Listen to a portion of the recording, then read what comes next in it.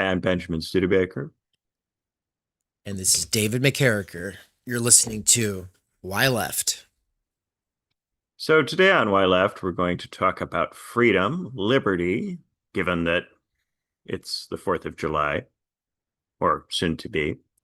And then we'll also be talking about the course I've been teaching with TU, which is going to enter its second half. The second half is the more modern part, Mm-hmm. where we will be doing thinkers like Hume and Benjamin Constant and Alexis de Tocqueville and Jean-Jacques Rousseau, Karl Marx, and eventually Max Weber.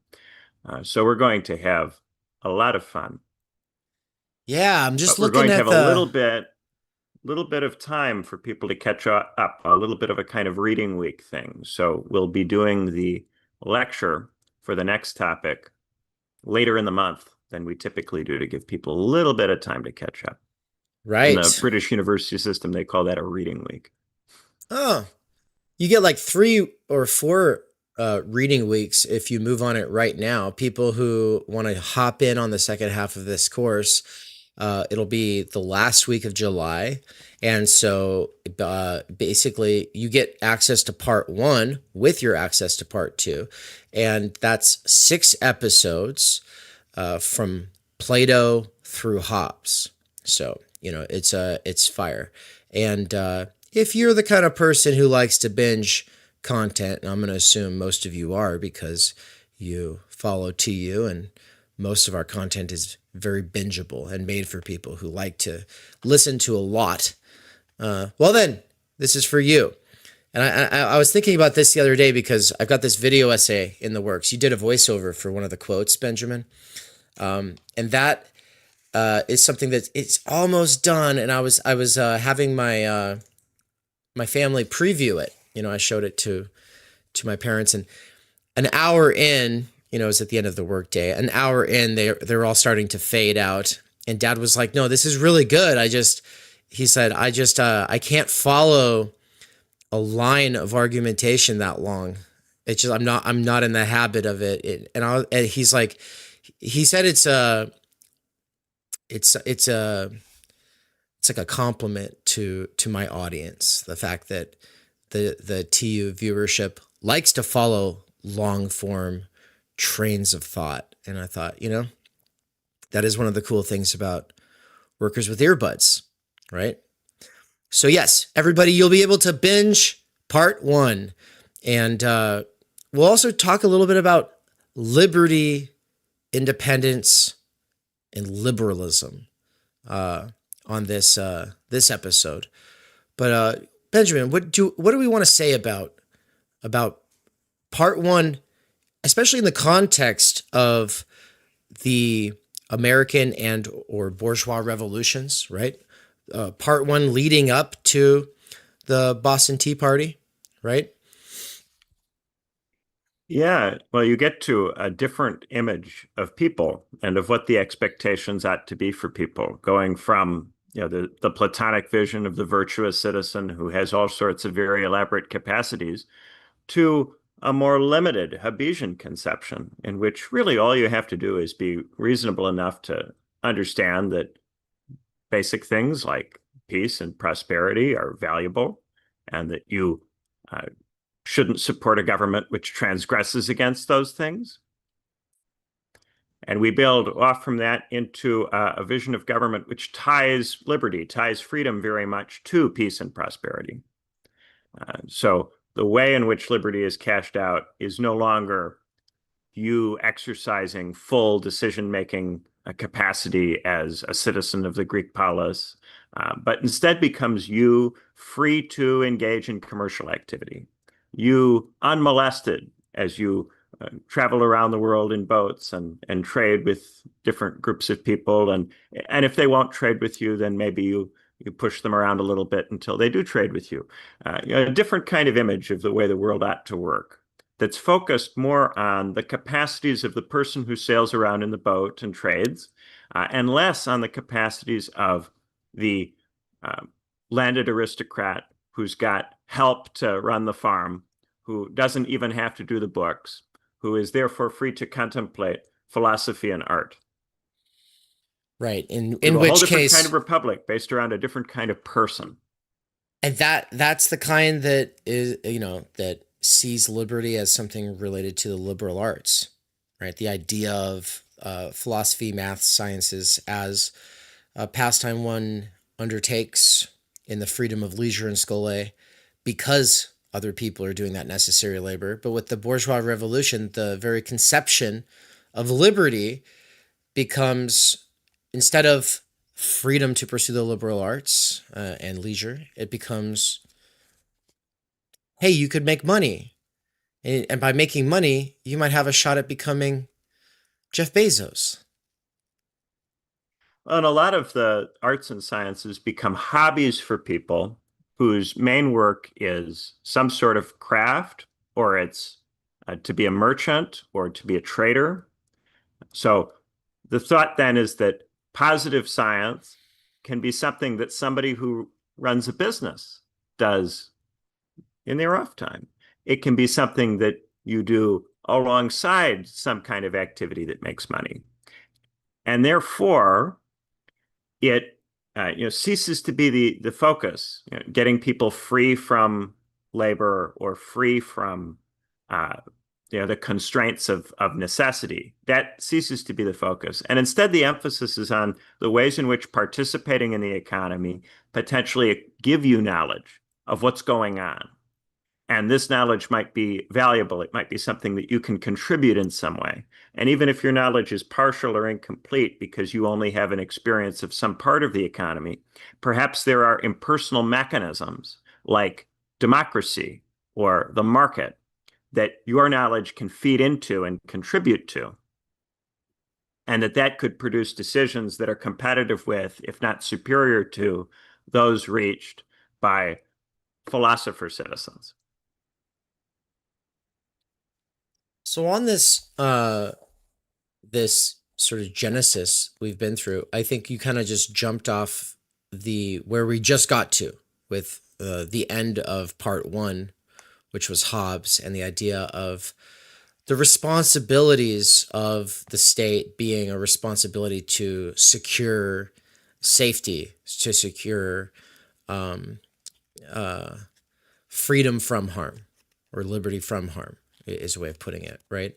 And up until that point, the arguments had been very different from that, right? What were the I mean, it just it seems kind of like Machiavelli is saying something similar. Maybe we could say something about the difference there, but then it's also going to be very different for Marsilius, for Aquinas, for Plato, for Aristotle. Could we maybe say a little bit about all of them before we talk about this lineup for part two, which is up on the screen, folks. You can see right there we've got Hume, Rousseau. Wait a minute, is that Constant? And we got Marx and Weber. I'm missing one of those faces, but anyway, we'll come back to them. Let's say some stuff about part one. Yeah, in the old days, a lot of the decisions that were being made were about when to put yourself in danger. So you might be actually participating in the army. You might go with the army. You might be an officer in the army or a foot soldier in the army.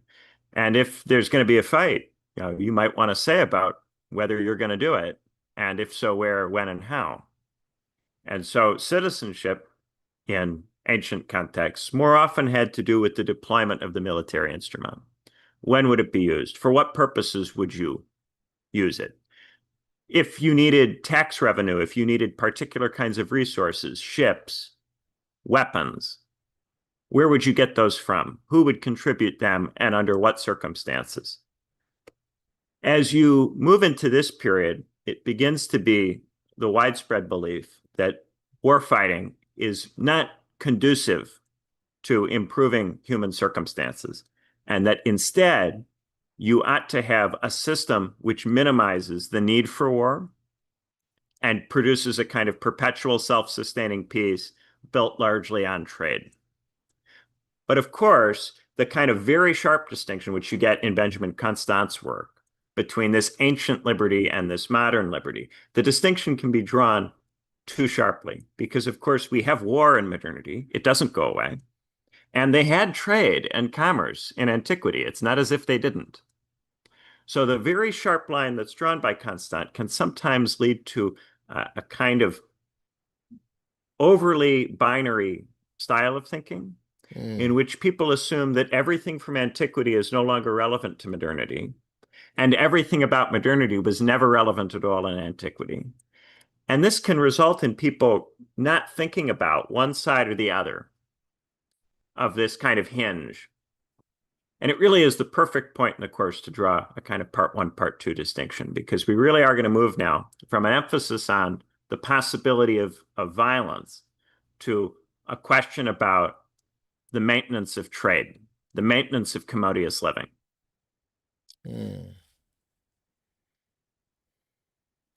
So from violence to trade. I'm wondering also about how we would think about the relevance of the pre-liberal thinkers now that we are arguably entering a post-liberal era of liberalism, right? I think a lot of people think all they got to do is read, people that's, it starts with Locke and Mills, and then you get, and then Rousseau, and then people are going to kind of focus in on, maybe some founding fathers, maybe some, in a political philosophy course that I took, there was a huge emphasis on Rawls and Ayn Rand, because obviously they've had a lot of influence on the prevailing tendencies of liberalism in the 20th century. But it seems like we're entering a sort of post-liberal era. Well, to really get outside of the liberal way of thinking, you have to bring in materially the kinds of circumstances that invite people to think in non-liberal ways. And throughout modernity, there have been wars. And when there have been wars, it has not been possible to think principally in terms of trade. And so liberal styles of thinking which emphasize trade as the engine of human development run into this constant problem, which is that trade tends to produce, to some degree, with some frequency, the conditions for war. It doesn't seem to be the case that trade produces only more trade and gradually expels war from the scene. On the contrary, war has this tendency to come up again and again. And when war comes up, then other ways of thinking have to be accessed. And conversely, in antiquity, when people thought purely in terms of war and didn't consider other things, this also produced too much a one-sided perspective. War in antiquity ultimately did produce substantial periods of peace that were meaningful, that were lasting, in which there was a lot of commerce. And people who assumed that politics always had to be exclusively about war would tend to function very badly during those periods of peace. They wouldn't know what to do with themselves in these periods of peace and would often engage in forms of adventurism that were unnecessary and destructive, even in antiquity. So while there is a kind of tendency in the style of the ancient thinkers to be more interested in war and a tendency in the style of the modern thinkers to be more interested in commerce, that has to continuously be dialectically mediated and problematized. And when you don't dialectically mediate or problematize and you generate ideal types that have nothing to do with real human history. So when we say post-liberal, that can't just be at the level of theory or at the level of words or at the level of conversation. If we were to really move into a post-liberal context, we would move into a context in which security competition and the possibility of real war took on a much larger role in our politics than it has had since the Cold War, and certainly since World War II.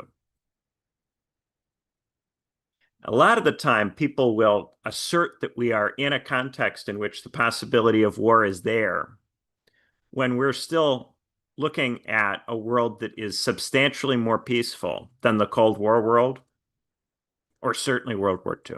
If you look at the conflicts that are going on in the world, they are not nearly as deadly or as large in scale or scope or as disruptive to trade as the conflicts that occurred during the Cold War, the Korean War, the Vietnam War, the Iran-Iraq War in the 80s.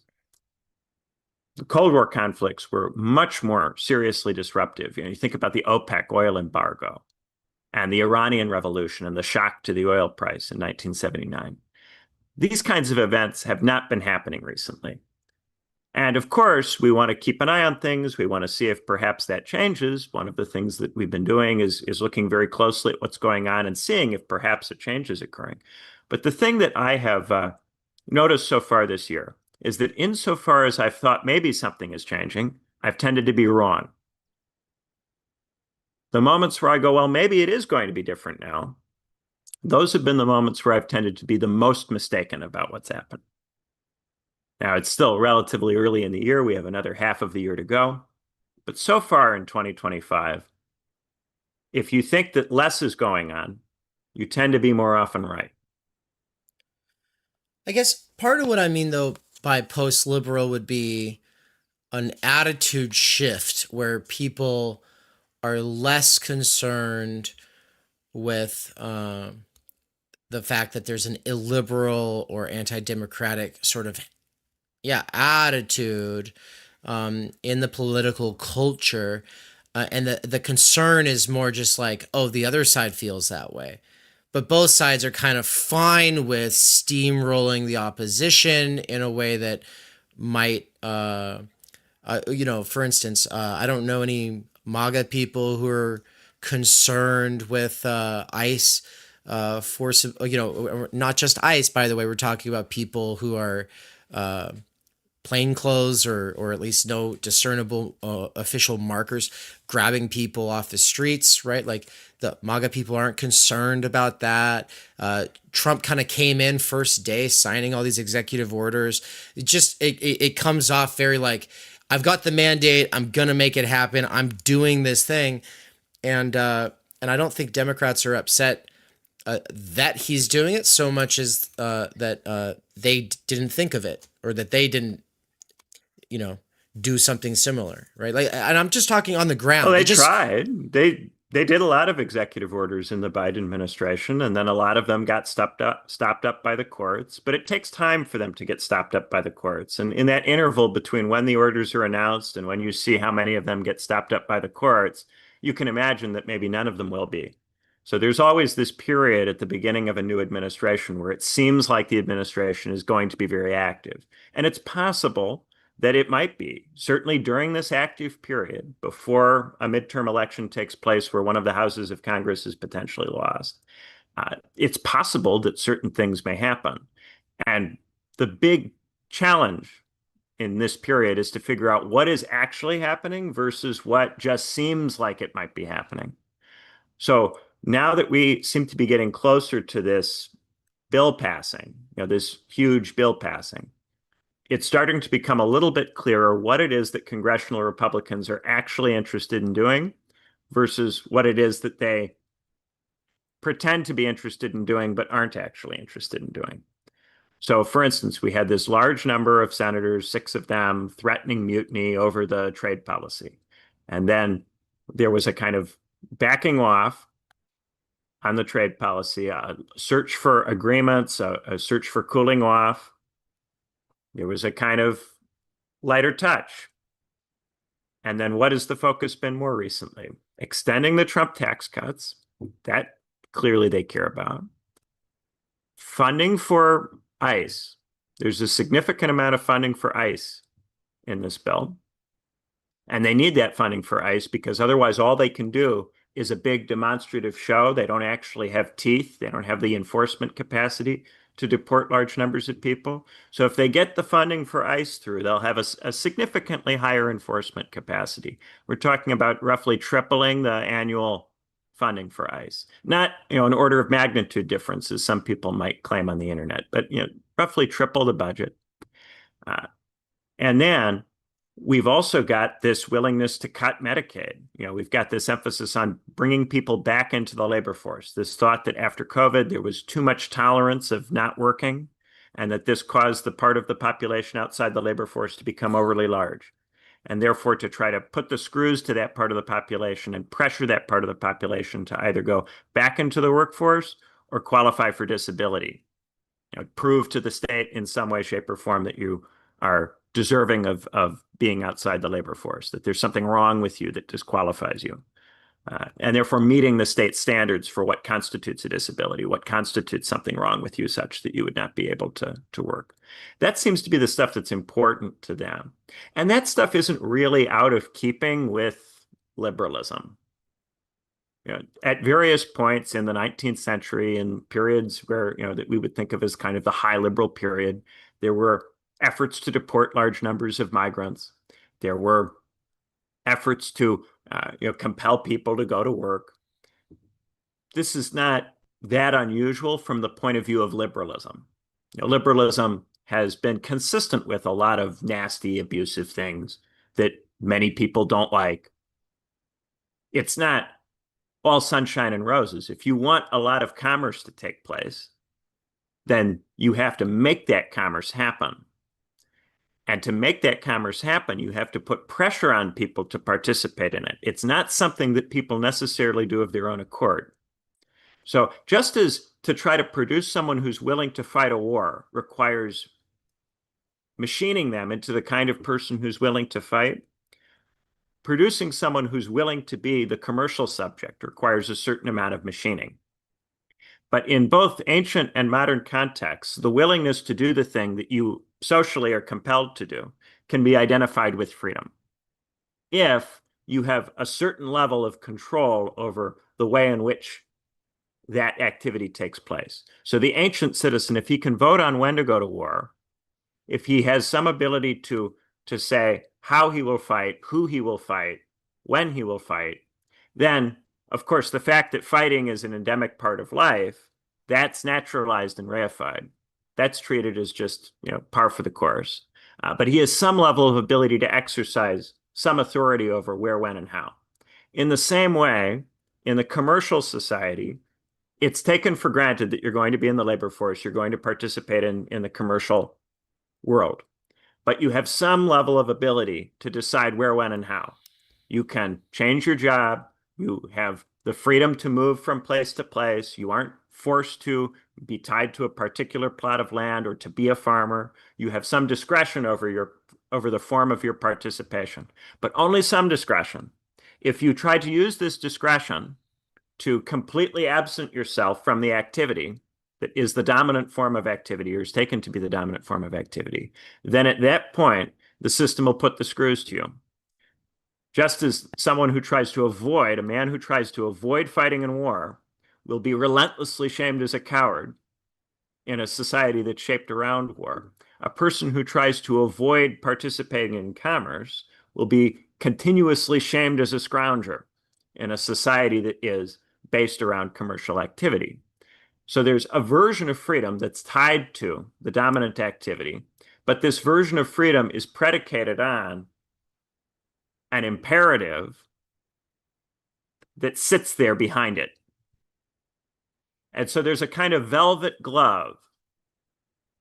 And the concept of freedom often is the velvet glove. It's the thing that makes the imperative acceptable. The question then is, can you take this glove off and can you make it into something else? Can you use it in a way that gets you outside of concealing an imperative? Is there some kind of freedom that would be real freedom that would extend beyond simply a carapace for violence or a carapace for trade? And what would that mean? And is that going to be one of the big questions for the course here with the modern It's era? certainly something I'm wanting to raise. And just as freedom is a concept that I want to raise, I also want to raise what's the continuing relevance of a concept like the good. And can freedom and the good go together, or are they opposed? Some people if they identify the good with being the kind of person who's willing to make a sacrifice for an ancient city, will oppose the good to freedom because they'll identify freedom with being a commercial laborer and the rights that go with that in modernity. And then they'll identify the good with being the virtuous citizen soldier in antiquity. And if they conceptualize the good in a way which ties it to the ancient side, and they conceptualize freedom in the way that ties it to the commercial side, then the good and freedom will seem to be completely opposed to each other. But this will only come from the one-sidedness of the two understandings, and not from anything that's real. It will be predicated by the theoretical division that's been prefabricated and insisted upon. Particularly when we talk about Constant, I'm going to get into how there is something kind of helpful in Constant in making the separation and in kind of offering you two stereotypes or two generalizations. But there's something very dangerous in it too, because there's a tendency, once you read Constant, there's a tendency to just break everything in half and gerrymander all of it. And then to stop thinking about the ways in which it's all much more complicated than that. Constant helps, he simplifies, but then you can get stuck in the simplification. That's the thing about concretizing something in a very simple, digestible, easy to understand way. It becomes very, very easy to just stay in that conceptual framework, which is comfortable and makes everything easy to understand, and then to lose the complexity. Is this an issue in Marxism, especially the way that Constant gets taken up? It can be for some people. I wouldn't say that it necessarily is, but certainly you do sometimes see among Marxists a tendency to draw a very sharp distinction between the ancients and the moderns and to not be interested in the ancients. But of course, Marx himself was not like that.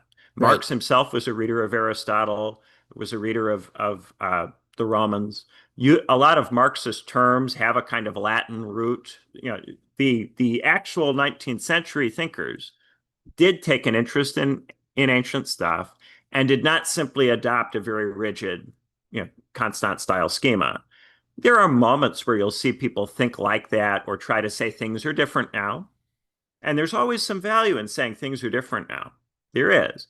But that didn't necessarily entail the very, very schematic way of thinking that is more common in more contemporary people who are less familiar with the periods and are looking for an easy way to understand them without having lived through them. Living in the 20th century in a world that's very far estranged from all of this work, or especially the early 21st century, it can be very convenient to try to take it up in a very, very narrow way. But the American revolutionary theorists were very much influenced by Montesquieu and by Aristotle and by Roman political theory. There is all sorts of ancient stuff which is important to the education and upbringing of these people, and they don't simply erect a line and say all of that is junk. There's a reason that they continued to teach all of that stuff in their universities throughout this period. The reason that people like me are able to even talk about Plato and Aristotle and so on is because they felt that there was some continuing relevance to this stuff. And therefore, they did continue to teach it. They retained this stuff as part of the canon. They did not say everything that comes before the 1600s is to be consigned to the dustbin or treated as religious mythology or what have you. Right. They were more willing to do that to theology, to proper theology, to Christianity, than they were to the Greeks. We're going to take a quick break here, folks. And when we get back, I'm going to ask Benjamin what a person who has not studied these thinkers might miss out on when thinking about our political situation today.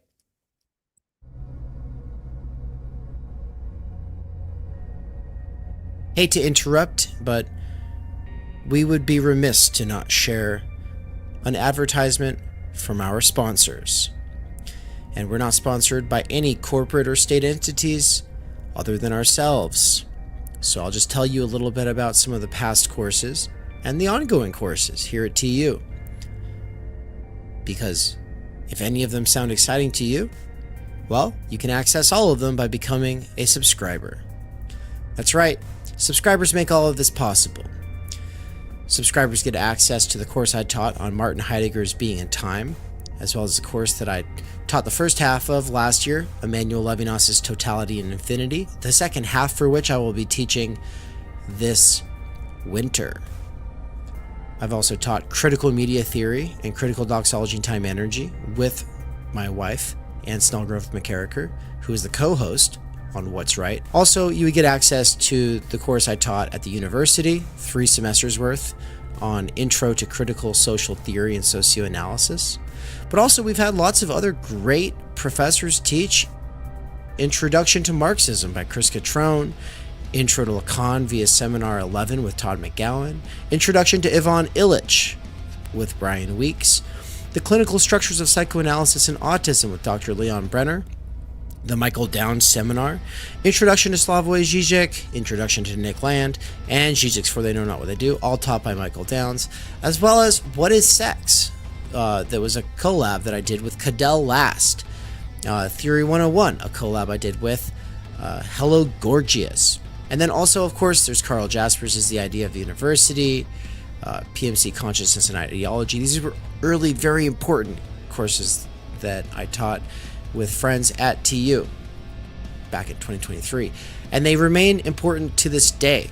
Every one of these courses comes out of an overarching research project. There's a real driving force, mission, and agenda to the research going on at TU because we want to understand the situation for the sake of large-scale structural change focused on the good life. What does that actually mean? If you really want to go deep, obviously, these courses are something you could spend the better part of a year binging while at work. Ongoing courses that come out on a monthly basis are the Fundamental Problems and Core Concepts at TU with yours truly. Also, my seminar, Philosophy of Nature with Nina Power, the Benjamin Studebaker seminar, as well as his course, The 12 Political Theorists. We've got some really exciting stuff coming down the line. The only way to make this all possible and really deepen your knowledge and familiarity with all of these different things is to become a subscriber today at http://theoryunderground.com/subscribe. Thank you.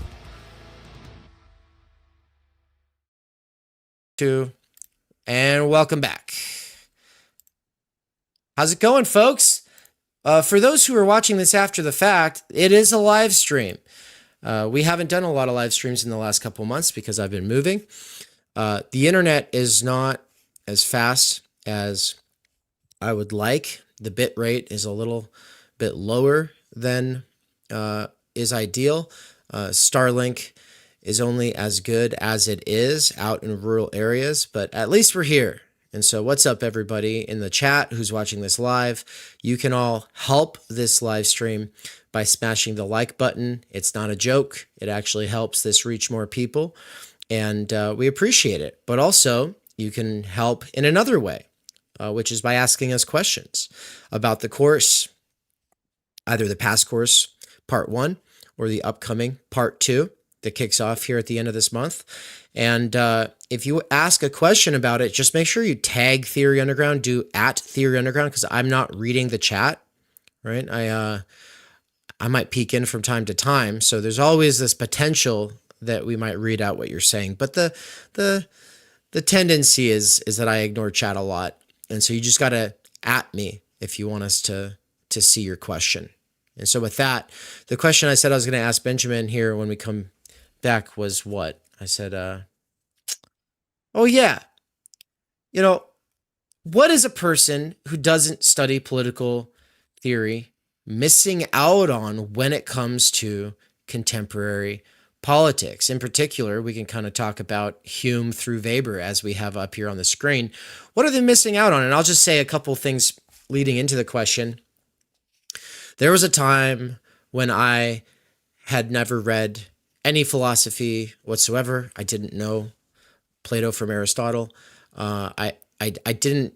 I mean I didn't know Plato from Alexander the Great. Like I just really had no sense for political philosophy, theory, or history, and I was I think like a lot of American kids, just it's like, oh, that's those people in togas, like what's the big deal? What's the point of that?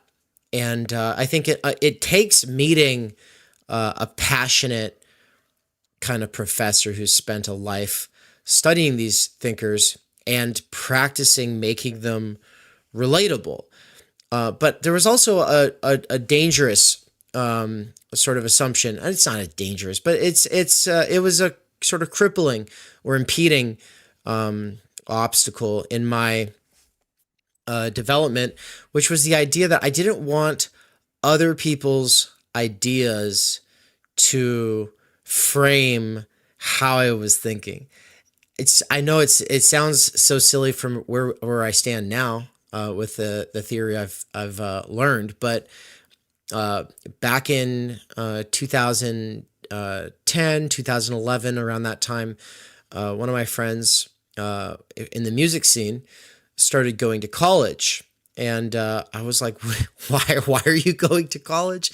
Like, in the scene, nobody was going to college, and he was like, oh, I just want to take out as many loans as I can to get tattoos and take political theory classes until I drop out. And I was like, what are you going to do? Don't you have to pay those back? And he's like, only if they catch me, and I was like, he was a punk. And I was like, wow, I never thought about doing stuff like that. And I was like, but why political theory? Why are you studying that? And he starts talking about how there's all this really, really cool stuff. And I was like, but don't you want your ideas to be your own? And the obvious counterpoint, which I think he probably mentioned at that party all the way back then, was your ideas are not your own. Your ideas are only as good as the people you've been around, as the things that you've already seen, heard, or read. And in a lot of ways, you've internalized or inculcated watered down, hand-me-down ideas, right? And obviously, what are those ideas? Those ideas are McDonald's era, checkout line, newsstand, sort of clickbait article take kinds of political ideas. And so getting into political philosophy a year or two later, I had epiphany after epiphany. And I'll put it this way. It's like reading the history of philosophy or ideas or any of these political theorists is like, it's kind of like you've been thinking, and think of like an ant or like a little mouse inside of a maze, and it keeps doing all of the different routes that are available to it. It's not going in circles. It's going up and down passages. It's finding dead ends, and then it's retracing its steps. Well, being a worker with earbuds who's not sort of introduced to these thinkers, but is instead just listening to podcasts and music, is like being that little mouse and not being able to get very far. And then once you actually start reading these thinkers, it's kind of like, oh, this place where I thought that line of thought ends actually goes a lot further. This other person found a way past it. This other person went way beyond where I was able to go, right? And so in a lot of ways, it actually felt like this huge weight almost being lifted off of me, because I'd just been stuck with so many ideas. I had this basic idea that there's different kinds of liberty. I had this basic idea that Democrats and Republicans are just mirror opposites, and that neither one is really doing anything to change the situation. I had like these very very superficial level takes that I was able to enrich, and I was able to do it on the backs of giants. And one other little benefit to doing it that way, I realized, is that depending on who you're talking to, these thinkers carry a lot of authority, right? And so you'll end up in a conversation with someone about politics where they just want to spit facts at you and kind of tell you how it is, but with a little bit of conceptual prowess, you can kind of, I don't want to say turn the tables because it's not combative. I want to say you can kind of reframe the conversation and change the level of analysis to make it a more productive conversation, so they're not just running through their scripts, and in doing so, show them that you've thought deeply about, if not their position, at least something that adds a lot to something they care about. And I can do that with a libertarian, a MAGA conservative or liberal. I can do it with progressives. I can do it with communists or anarchists. I can do it with anybody, as long as that person has the desire to have a conversation. And we're in one of those situations where it's like, well, let's talk.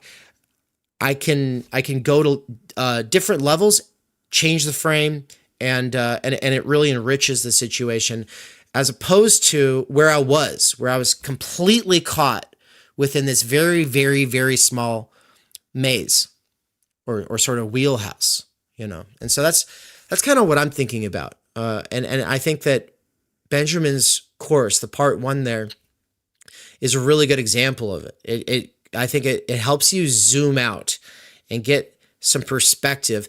And in a sort of sense, if we're talking about liberty or liberation or something like that, there is a kind of conceptual liberty or conceptual liberation that comes from freeing yourselves of the shackles of that super limited maze.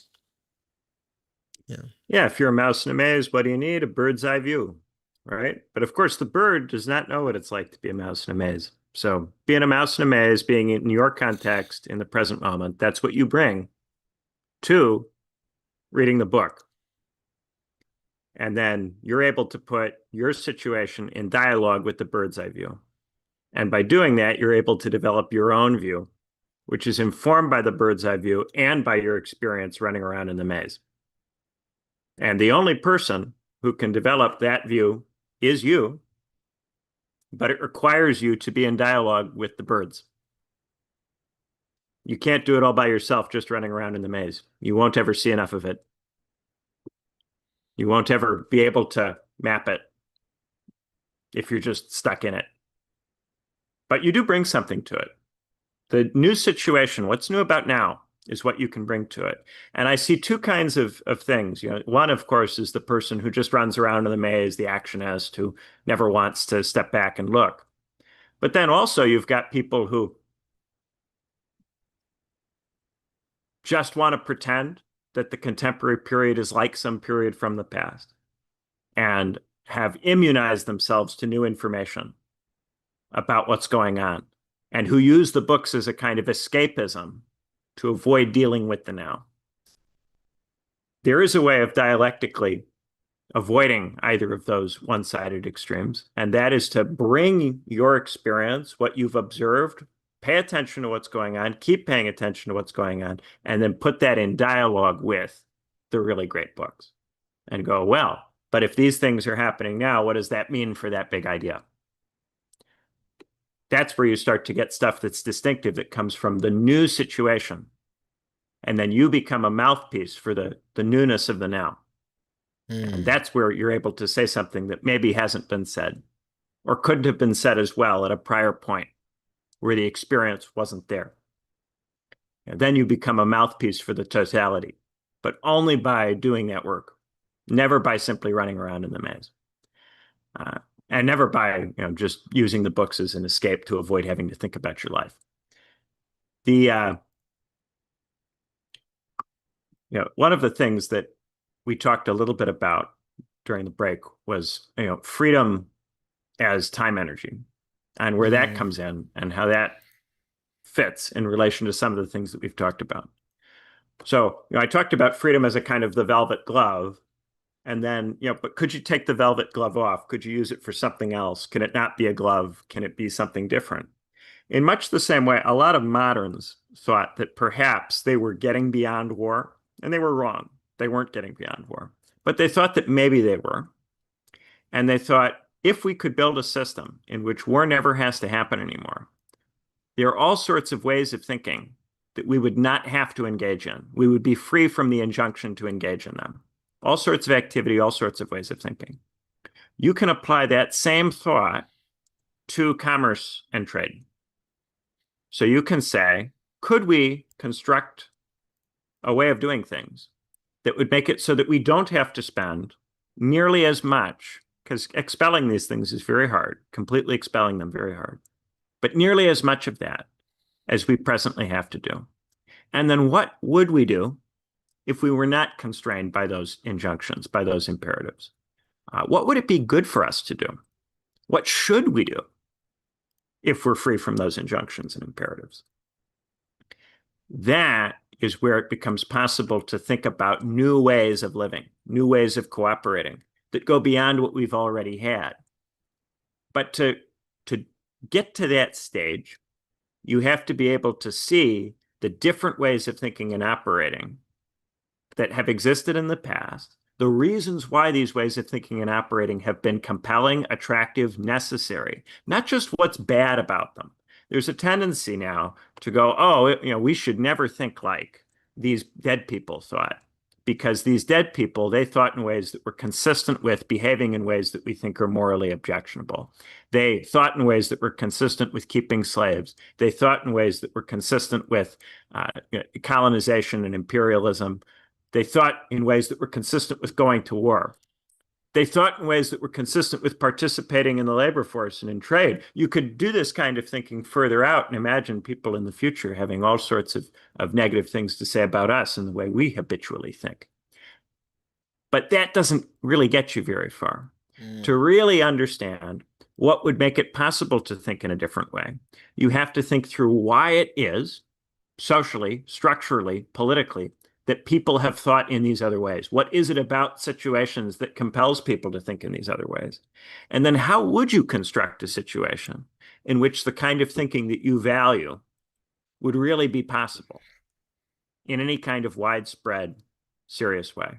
So a lot of what we often talk about is what would the world have to be like? What sorts of conditions would have to exist for people, large numbers of people, much larger than in the past, to be artists, philosophers, to be people who are able to engage in a very broad range of human activities that were previously thought to only be possible for very narrow slices of the population?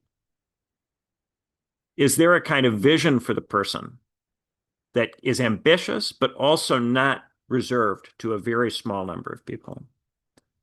And that kind of vision, both to articulate what it would be and then to actually bring it into being, to make it possible for it to come into being, requires not just running around in the maze, but having a real view of human societies and how they function and how they change and how they tend to not change in just one way, but to always end up returning in various ways to things that they think that they've eclipsed.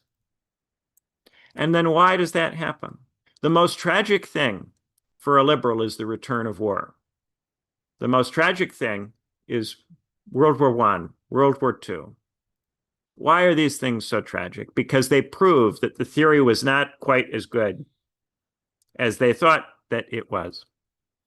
And it produces an enormous insecurity. If you go and read the Cold War liberals from the middle of the 20th century, they have this terrible insecurity that maybe they're wrong about a lot of things because they saw real war, war on a scale that was unimaginable to ancient people.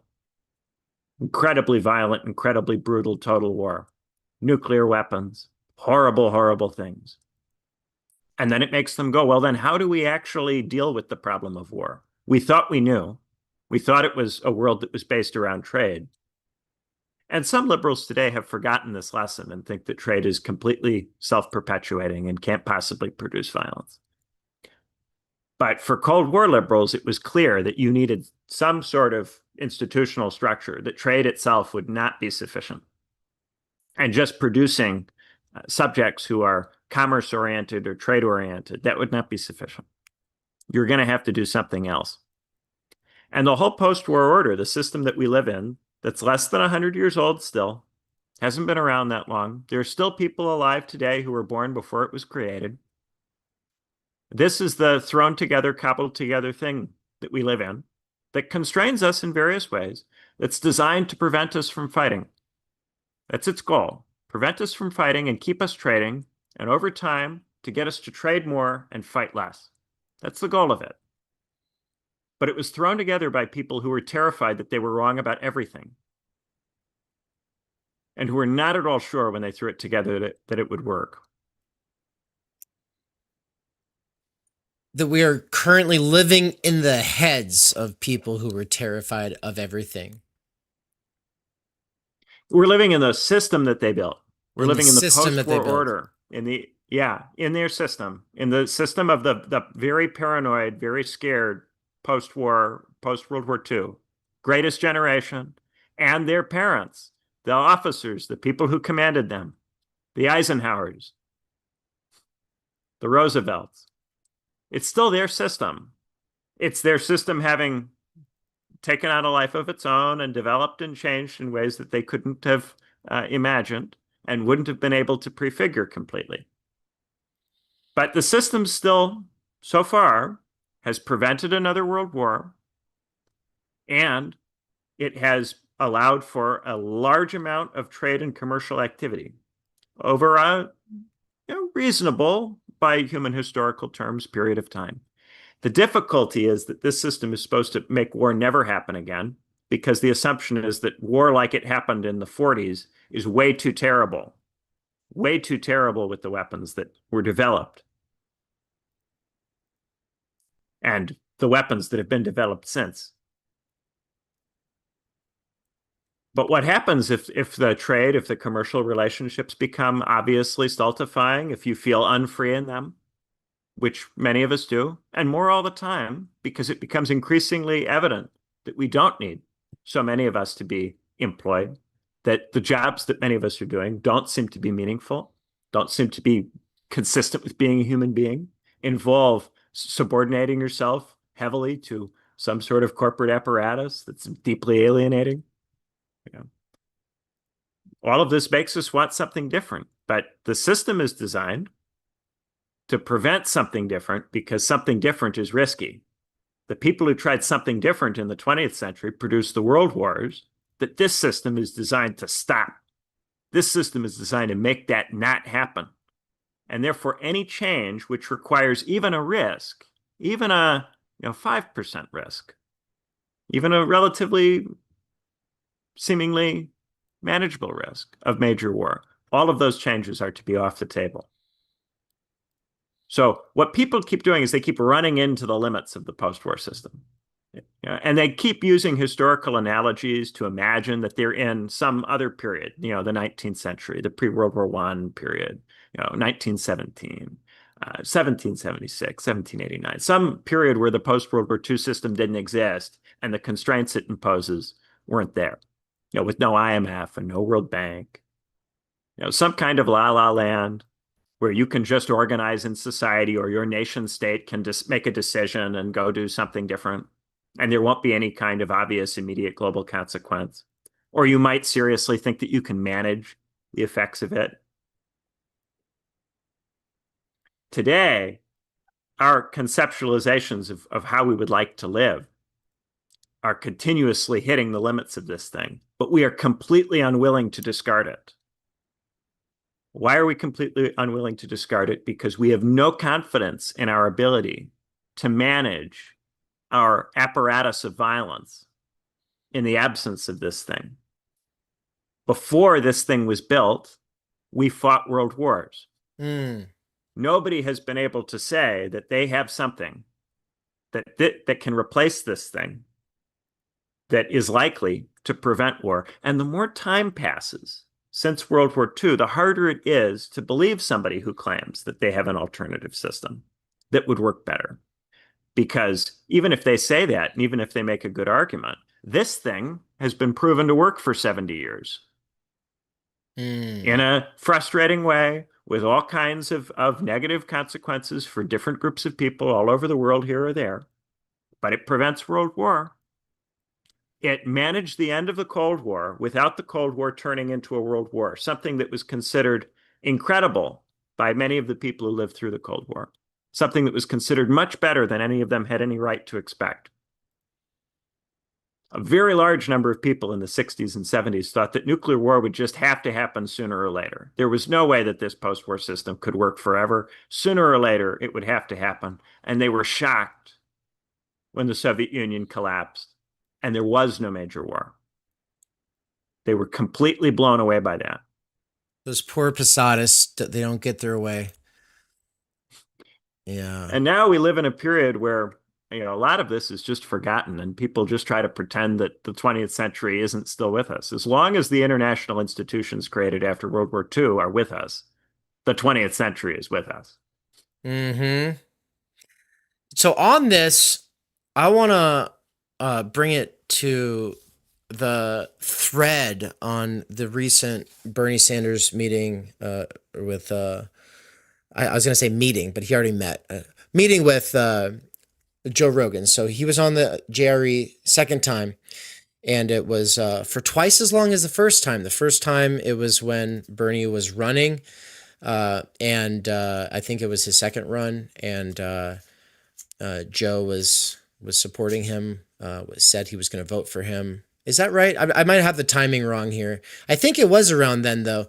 And of course, Bernie got a lot of flack for going on the show because progressives suck, and we're trying to be like, oh, you shouldn't go on Joe Rogan because he's not always woke about everything. But this was a lot more of an interesting conversation if you think about the context of the failure of the Bernie campaign second time around.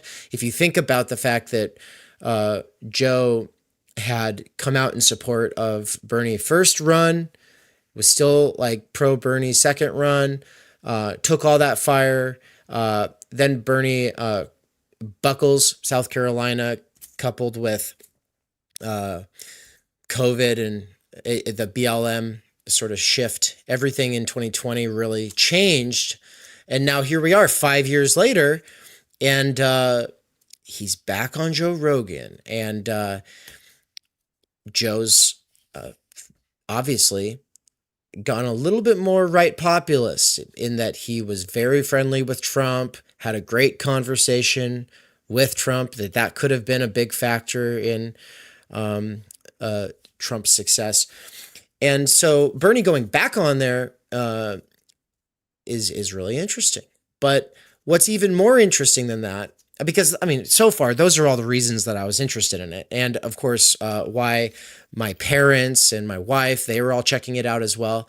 My parents are MAGA. We're not, but we're also not typical progressives trying to say that MAGA is the end of the world or the worst thing or fascism or whatever. And so, you know, we have good conversations about this kind of stuff. But my parents, they like Bernie. They just think he's naive and kind of set in his ways. You know, that's kind of their general attitude. And it's always been that way.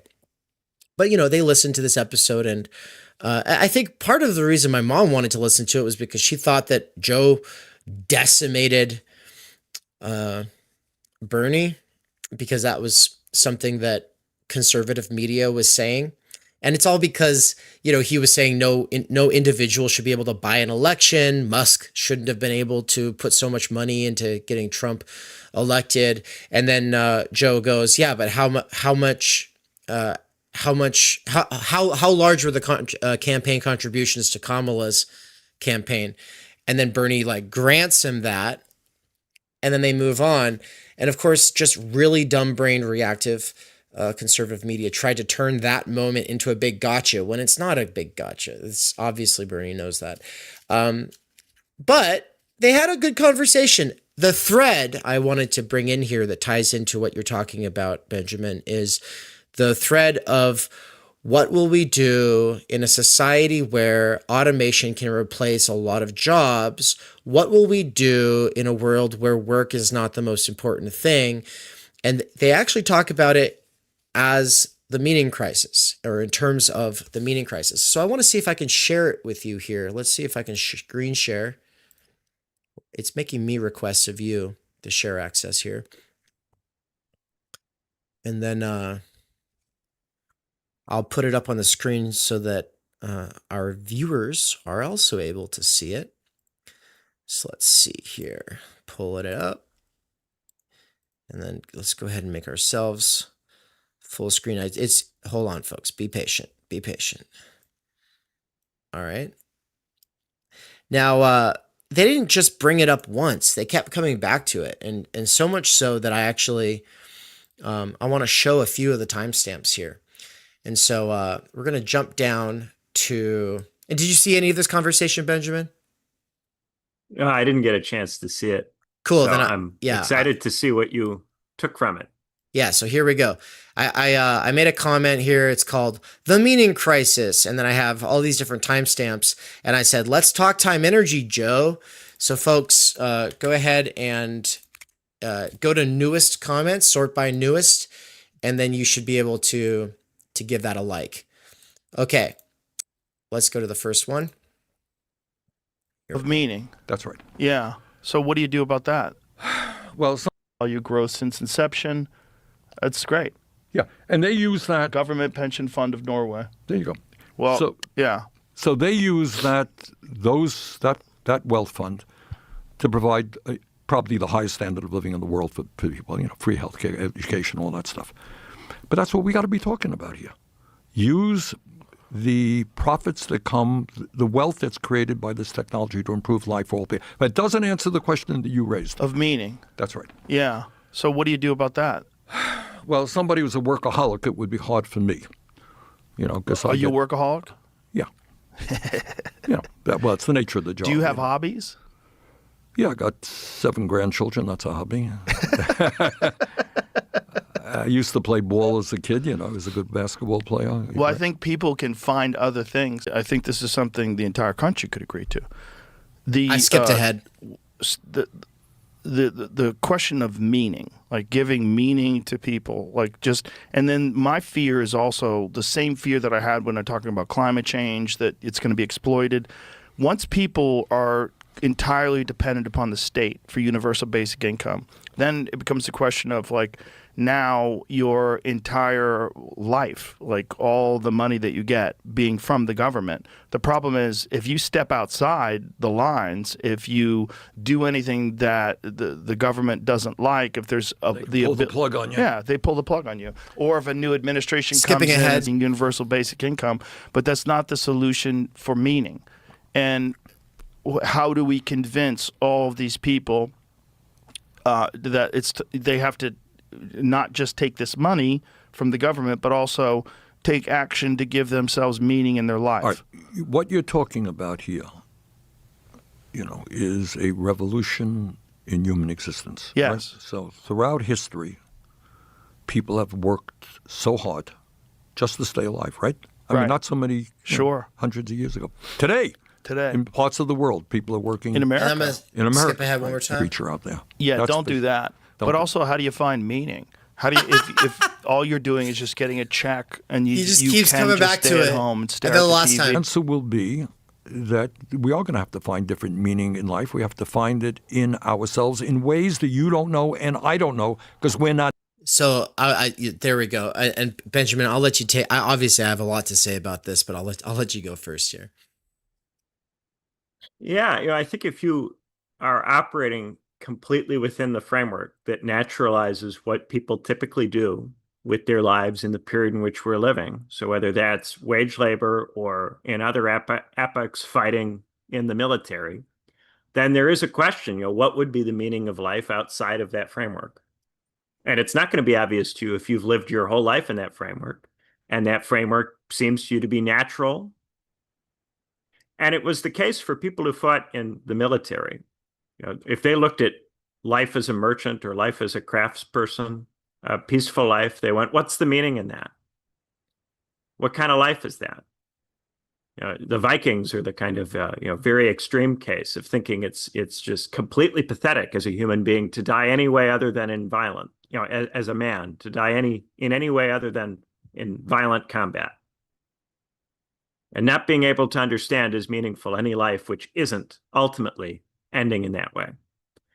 By the same token, we now have this way of living that grinds people down and excludes all sorts of possibilities for them. And we take that exclusion so seriously that we forget that it's happened. And we say that there can't possibly be any meaning outside of it. Now, I do think that he raises an interesting point about dependence. Because if the state is something that is alien to you and you depend upon it for your income, then it does raise a question about how secure is that income really? You'd have to have a polity that you actually thought was credibly committed to your possibility. If UBI is, as Anton Jaeger in his book puts it, welfare for markets, if it's a way of sustaining the commercial system rather than done for the purposes of emancipating people from a stultifying condition, then it won't be done by an actor that's really interested in your possibility. It will be done by an actor that's just looking to run the economy as hot as it can run. That would look more like disability without means testing. And I think right now, rather than UBI, what we're really likely to get is a disability program that is enlarged over the years to include larger parts of the population as it becomes evident that many people don't have skills that are really useful from the point of view of the economy. Right. And that all they can really contribute is price signals. All they can really do is consume stuff, and in the course of consuming stuff, support the particular industries that make that stuff, the particular sectors that provide those services, and send price signals, send signals to those services about what's good, what's wanted, and what's bad, what's not wanted. That becomes ultimately the economic role of people who receive government checks. Their job is to send price signals. That's very different from a robust vision of human freedom. And I think Joe is right to ask, why would we think that the state would be committed to something meaningful? It hasn't been committed to anything very meaningful for quite some time now.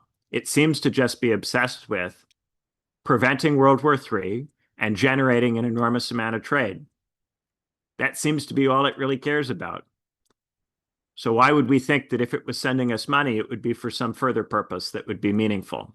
I'll take it a level further. I thought that Joe was kind of too nice to Bernie, that he never brought up the fact that with how sort of reactive the activist American left has become, it's hard to imagine any American left movement that seizes or controls the economy, which means our time and our energy, not then using that power to threaten people. Oh, well, we'll cut you off from your supply line, from your universal basic income or goods package. We'll cut you off if you don't let us take your children and educate them in whatever way we want. Or if you don't go along with the surgeries that we're putting your 15-year-old through or whatever, right? Like that basically right now, anybody who is right of center in the American culture moment here of the last 10 years, specifically the last 10 years, this is very unique to our moment, has a good reason to not trust the left side of the aisle having political economic power. If that means being able to say where you work or if you work or if you get access to that your UBI checks or what have you, right? So the American left would have to show some kind of a program or a plan, or I don't know, some way of saying, yeah, even if we fundamentally disagreed on basically everything, you would be good. And if they can't do that, then obviously you're not going to have popular trust. Well, the left has become associated with a kind of uncritical validation of what was traditionally considered to be vice. The left has tended to invite people to identify and take pride in their vices. View themselves as foodies, view themselves as people of size, view themselves as defined principally in relation to their sexual interests. And I do think for people who still take seriously some of the ancient ideas about what people could be for, and these ideas are not reducible to preparing people to die in war. They're also about equipping people to make decisions about what matters, decisions about what's valuable. And that capacity can allow you to say, okay, it's no longer important to generate the capacities for warfighting. What other capacities could be valuable or important that need to be generated? It was that ancient capacity to recognize that the situation was different and called for different capacities, which permitted the people who became liberals to become liberals in the first place. They were able to recognize that their context was different in certain regards and required a somewhat different emphasis. If you forget that, if you forget these qualities of human judgment and reasoning, and you forget that these are not things which simply, pop out of the sky or come to us as a gift, but which have to be carefully cultivated and carefully developed, then you get to a stage where it's not really possible to distinguish among better or worse ways of living. And I don't just mean in terms of judging other people. I mean in terms of making decisions for oneself. If you simply become a product of advertising, you want whatever it is that you are encouraged by social circumstances to want, by whoever has the best social science and is able to persuade you with their sociological, wrangling, that this is something that would be good for you. Oftentimes this stuff works on the basis of assaulting your self-confidence, assaulting the capacities that are necessary for a person to be free from want, make you feel small, make you feel like you're not important in society unless you buy things or unless you speak in a certain way or frame yourself in a certain way. A lot of this stuff attacks the spirit from a lot of different historical points of view. And this is something that the left has, by and large, refused to take seriously or engage with, because it associates those values, those concerns with antiquity, right? And therefore says they're reactionary, and not only should they not be considered, but anyone who espouses them is tainted in some way, right? And when they, and I do want to take seriously what that would mean. If it really were the case that to care about, temperance and moderation is to have a kind of ancient mentality, from the point of view of these people, what that would mean is that you have a mentality that leads to war. You have a mentality that would produce people who would be willing to fight in the army, and therefore people who would be willing to fight a conflict that would be devastating. They think on some level that the cultural politics leads in some way ultimately to war. And that's why they tie it all the time to things like domination, exploitation. They think on some level that once you concede to the idea of virtue, that you must mean martial virtue, and therefore you must be preparing the population for war. They're not able to think about it in a more open way, where prudence is just the ability to judge the case. We use prudence every day. People in modernity use prudence all the time. When you decide whether to buy or sell your product, you have to use prudence to decide, is this the occasion where you ought to act on the principle? Right. The virtues that are articulated in antiquity have a continuing role in modernity and in commercial life. They don't simply become irrelevant. They never did. But because they gerrymandered all of this too sharply, they're not able to see that. They're continuously collapsing the category of virtue into martial virtue and warfighting. And therefore, if you complain about vice, you're complaining about people not being fit for war. If you say somebody is eating too much, what you're really saying is they're not in good enough shape to pick up a spear, and therefore you're being anachronistic. Yeah, temperance is something people are practicing every time they take up a diet, right? Of course, the diet can become intemperate, right? There are diets that become not prudent as well. And this is part of why they celebrate the Ozempic, because it seems to further remove the need for any kind of moderation or temperance, which comes from strength of character. One of the things that I think I heard C.S. Lewis say this was that this is Chesterton. He said, with the coming undone of Christendom, especially with the Reformation, what you have is not just a rise in what Christians saw as vice. He said, even worse, you see a rise in what Christians saw as virtue.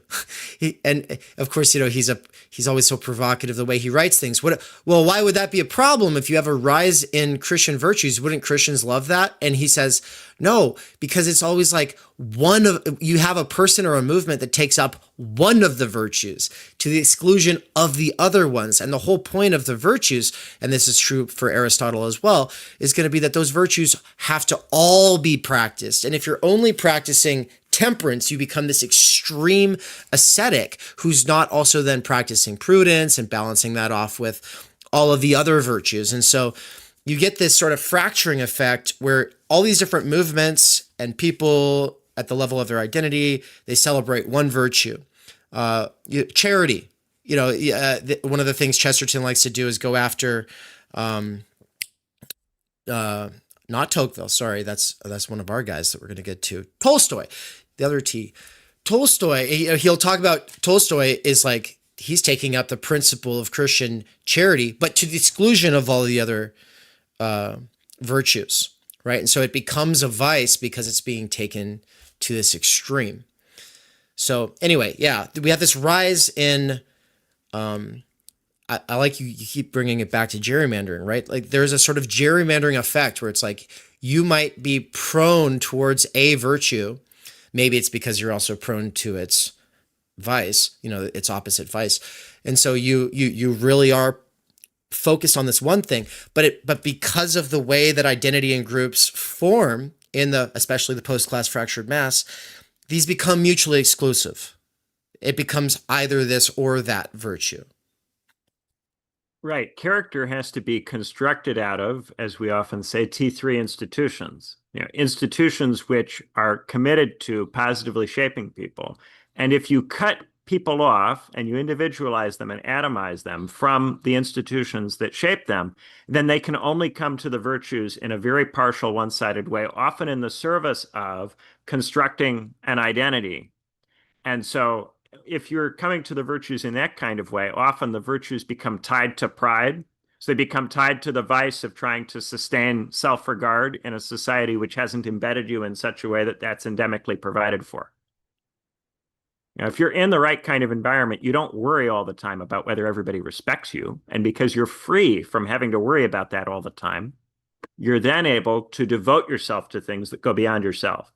But if you are continuously in an environment that attacks your self-respect, attacks your sense of who you are, and compels you to retreat into an identity grounded on partial and one-sided aspects of the human, then all of this stuff can only be in service of pride, in service of vice. And if virtue is held onto in service of pride, there's a sense in which it's not real virtue. It hasn't been properly brought into the appropriate schema, which is why it is important, and I think this more all the time, to really emphasize that pride is a vice. Yeah. And the way in which pride has been taken up recently is a serious problem. That's not to say that that homosexuality is a problem any more than it would be to say that heterosexuality is a problem. Identifying as a heterosexual is just as strange as identifying as a homosexual. Why is your sexuality at the core of who you are? rather than the causes, the institutions, the people outside of you you are devoted to and serve. That's who you are. You are who you take care of. You are what you serve. You are not what you consume, and you are not what you sleep with. Right. And this is also part of remember, I just got C.S. Lewis and Chesterton mixed up on the virtue vice thing because they both talk about it, and I was reading them both talking about it recently in separate contexts. But when Lewis is talking about it, he talks about the four virtues that all civilizations that are successful or healthy, if they ever achieve a level of success and health, they agree on these four virtues. But then there's uniquely Christian virtues, and he says humility is a uniquely Christian virtue. Maybe you would disagree with that. I don't know, but he's saying that that it's in Christianity specifically where pride becomes a sin, and that I think Socrates shows a lot of epistemic humility. But he's very, I mean, the Apology, which is, the closest we get to the historical version of him, is very, almost arrogant. Is he not? In the Apology, he's kind of like... maybe sometimes you think that Plato maybe thinks he's a little arrogant, because Plato seems to want him to not be dead, whereas he was willing to die. I think there may have been a disagreement about that on some level. You certainly see that his friends think that it's foolish and unnecessary and silly for him to submit to death. And there is a question, did he have a real reason for doing that, or was it prideful of him? And should he not have done that? And I do think that is one of the real debates that can be had about it. Oh, I like this. I like this because it means that Plato also... Yeah, it's not just that that's the most historical Socrates, which by the reason I say that is because there's multiple accounts of the Apology, not just written by Plato, but also that this becomes a theme of, you can read between the lines, like Plato has a genuine issue with this, right? Like this is maybe not the way forward for thinkers, and Plato is even emphasizing the way that he can be prideful in certain contexts. Yet at the same time, no, you're right. You're right, though, that he is epistemically humble, which is to say, he knows that he doesn't know. There's a lot outside of what he knows. Yeah. I think there is a robust tension. On the one hand, of course, Socrates is loved by Plato, but I do get a sense in reading these dialogues that Plato wishes that Socrates would care a little bit more about certain things than he did. And I think that some of the interlocutors are put there to make Socrates care about stuff that Plato couldn't get him to care about, at least not in the way that he would have liked. It's really sweet, actually. Plato. Yeah, that's really sweet. It is, isn't it? Yeah. Imagine your dead friend having conversations about the things that you wish he would have talked about. Yeah. Having to come up with a conversation that, what would have made him talk about that? Now, I want to come back How could we have gotten him to talk about it? Now, I want to come back to T3 institutions in a minute, but I also don't want to forget this thread that I've been holding on to since you brought up how if you bring up virtue, people think you want to go back to a time where wars instead of markets dominate. And I think that's really deep, but it might be too deep for some people, at least at their conscious level. Maybe at a deeper level, that's what's going on. But I think a lot of people at a more conscious level, at a sort of ideological level, especially if we're talking about like a modern kind of corporatized progressive kind of person, they might not be thinking that you want to go back to a time of war, but they are probably going to try to say, oh, well, what do you want to do? Go back to the 1950s or the 1920s? Like, what do you want to go back to? A time where there was Jim Crow, a time where there was slavery, a time before civil rights? Are we talking about a time before women had the vote? Oh, you want to talk about when women didn't have control over their own bodies? And so, of course, like, I think the war thing is deeper. Like that is the deeper there's all thing this here. surface chatter, but Right. what they really blame men for is war. What they really think that the white man did was kill. That's what they ultimately are concerned about there. Underneath all of that stuff, there's all of these other issues that get brought up that froth on top of it. But I think at its bottom, it's a belief that these are the kinds of people who are willing to do what the Nazis did, what the Stalinists did, what the British imperialists and French imperialists did. Ultimately, war is there. But yes, it's not necessarily the thing people bring up right away. It seems a little silly if you go immediately to that. Right. Right. They say Handmaid's Tale. But it's not obviously silly. It is the case that the world has been more peaceful since the post-war settlement. It has. Well, it's not obviously silly. This whole time there's been ever since we brought up the Joe Rogan Experience episode number 2341 with Bernie Sanders. In the bottom right-hand corner there, you see Candace Owens versus 20 Feminists on Jubilee, which came out 4 days ago. It's got 3.9 million views. It's amazing, Benjamin. It's amazing. It's actually just like, I get jouissance from seeing these kinds of things. I try to avoid them, but of course, every once in a while I click on it. And I had to click on this because also I saw the famous Jordan Peterson one. So Jordan Peterson was on like a month ago with 20 Atheists, and he did not perform well at all. He's extremely resentful and just very, his whole affect was he was losing from the very beginning, and it's really too bad.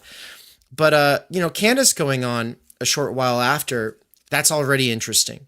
And she did an amazing job. She actually did a really, really good job if you compare her personality and performance to Peterson's. But she takes the bait. This is directly related to what we're talking about here. That's why I brought it in. She takes the bait of saying that she wants to go back in time, basically. This is not what she's leading with. She's leading with takes that she's having people argue with. Like, women were actually happier when the expectation was that they were going to raise a family as opposed to get a career. That's one of her theses. And then all these people are arguing with her. And one of the big sort of gotchas is like, what do you want to do? Go back to the 50s? Or like, what period do you want to go back to is the way that they were framing it. And she was just kind of like, I think women were happier in the 50s. But here's the thing I want to say to everybody. Candace can fall for that, but don't fall for it yourself. Just because there are perennial virtues doesn't mean that there had to be a time in history when they were most lived or actualized. If there are perennial virtues, those could be better tomorrow than they were yesterday. That's what I wanted to get at. Don't get caught in the past. People do that kind of thing all the time. They get stuck in historical analogies and which period's better and where at what time, what place. Really, the question is there a way for us to not live a life that's dominated by war or by business? What would it look like to live a life that's not dominated by war or by business? In such a world, you wouldn't have the men doing war or the men doing business and the women not. You would have a world where nobody has to do war or business. And then it would be possible for all of us, men, women, everybody, to do something else or some other set of things. And the question is, can we articulate, perhaps by drawing upon these perennial virtues, what it is that we would want to do, that we would seek to do? Would we find it meaningful to make art? Would we find it meaningful to do philosophy? What would we do if we could take seriously a life that is not framed as being about preparing to die in war or about going to work all the time and doing business? What would they look like?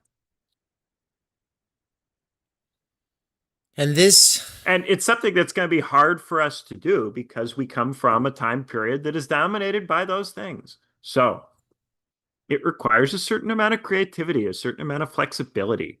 And therefore, you have to get out of your situation and have a broader view of people and what they could be.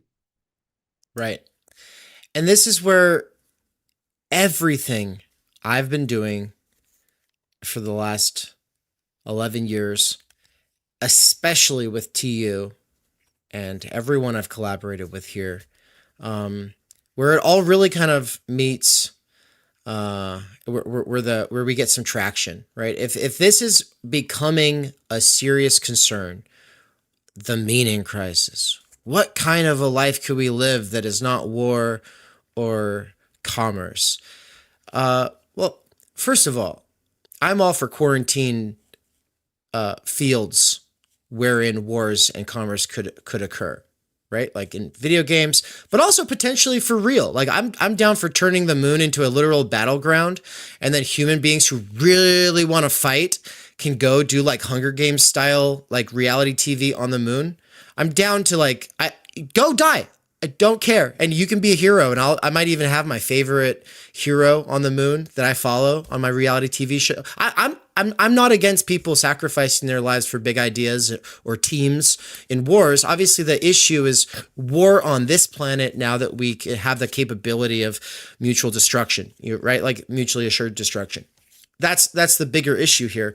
And then, of course, commerce. People should be able to do the farmer's market or whatever. But what we're talking about is people finding meaning in a world where the kinds of wars people used to fight on the kind of planet that used to exist, it just no longer is possible. And the same goes for commerce. Well, that's what time energy theory is all about. And so Benjamin said T3, that this is getting at time energy, tutelage, or time energy, talent, and tutelage. And a way to say it is people need to have the time energy to discover and cultivate talent under tutelage. And that T3 institutions foster the conditions for that possibility. And I said something about how I'd want to get to local versus universal ways of doing this. And a way of thinking about that is how, at the local level, if you're going to constantly have to enter commerce and everything that you do is being measured against socially necessary labor time, so that you can get certain kinds of tools on your property so that you can do the kinds of things that you want to be able to do.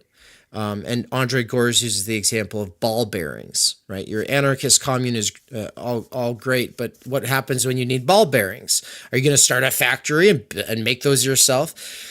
And so T3 institutions, though you could have the possibilities for time, energy, talent, and tutelage in a sort of relative way, in a sort of local way, there's still the need for larger structures to free you up from that necessary labor that you would otherwise have to do. And so one of the examples that I want to bring this to is like with parenting. The idea of children having unstructured playtime has become popular, especially with the work of Jonathan Haidt. He's been focusing a lot on children not having unstructured playtime. This has been a big thing, I think, especially with conservative cultural commentators for the last 30 years. Because, if you live in an apartment, your kids don't get just to go outside and play, right? You kind of have to plan playing. And then there's usually going to have to be supervisors, right? Because cities are sketchy places. You don't know your neighbors. And so, yeah, of course. And so everything becomes sort of chaperoned and the kids don't just learn how to be left to their own devices. Well, the thing about unstructured playtime is it actually requires serious efforts structuring on the part of the parents. The parents have to structure the space within which the children can have unstructured playtime. Time energy exists that way, and it exists that way in the world as well. And so the question is how can you have some kind of a meta system of political economy that makes it so that people have unstructured time energy that they can then be at their own liberty to dispose of, or coordinate with other people to use. And so you might, as a, say, Catholic or hippie, sort of radical, doing things your own way, experimenting, not trying to be mainstream, really want this freedom from the mainstream, right? You want to have your own kind of T3 institution. Yeah, but your T3 institution is actually dependent upon the larger social order structuring the space of that unstructured time energy, right? And then from that level, you're able to, if you're an anarchist, have all the meetings you want. But also, if you're not an anarchist, you don't have to have meetings. You can just go do what you want. And so families are kind of the perennial, primordial, organic T3 institution. But what people lack is the imagination of what they would actually do with their family if they had time energy freed up. And they lack the imagination for that because they've lived in a world where families are all dysfunctional and broken because nobody has that time energy. And so, Joe Rogan should have no problem at all imagining what he would do. He would keep doing exactly what he does. Anybody who is free of wage labor already knows what they would do. Right? I guess I could imagine some really soul-sucky hustle and grind PMC kind of gig where the person's like, no, without this, I don't know what I would do. But it's kind of hard to imagine because most people who go into the professions, they have some kind of a sense that this is what they feel called to. And in most cases, it is the commercialization of the calling that turns that profession into a prison and turns them into a tool of something that they can't be proud of. And a lot of doctors and nurses are perfect examples. A lot of therapists are perfect examples. Teachers, especially, because what you have are people called to a genuine calling, but then they are stretched so thin, they're not able to give quality time to the people that they are serving. And now they're not giving themselves the time that they need. They're not giving the people that, and then of course, then they can't really have a real family. Right? The same thing goes for inventors, right? The same, insofar as a guy like an Elon Musk wants to be involved with 1,000 different projects and doing really cool work, he would be more free to do so, right? If that's actually what he cares about, well, then he would be more free to do so. And there'd be more people in it for the desire of the thing itself, as opposed to just doing it because it looks good on their resume or they're getting paid a certain amount. And so that's what we're driving at with T3 institutions. And it relates back to nature, nurture, and natality. And 3, in that we, as the human being, as Dasein, are the ones who nurture nature and natality. Natality gets at the bringing into existence of the new, which is always done in a sort of iterative dialogue with the past. And it's only going to be as rich and deep as your ability to have roots in the history of humanity and in the different kinds of cultural practices that you can participate in, right? But for that, you actually need a plurality. And for a genuine plurality, it's not just about the people who are actually sucking air in the moment, breathing in the moment. It's actually about the people who've been with us, right? The people who are still influencing us. It's about the history of ideas. And so I actually have a really hard time imagining anybody taking this meaning crisis thing in the way that Joe is framing it too seriously, unless you frame it as a problem with automation and jobs. As soon as you frame it that way, people react this way.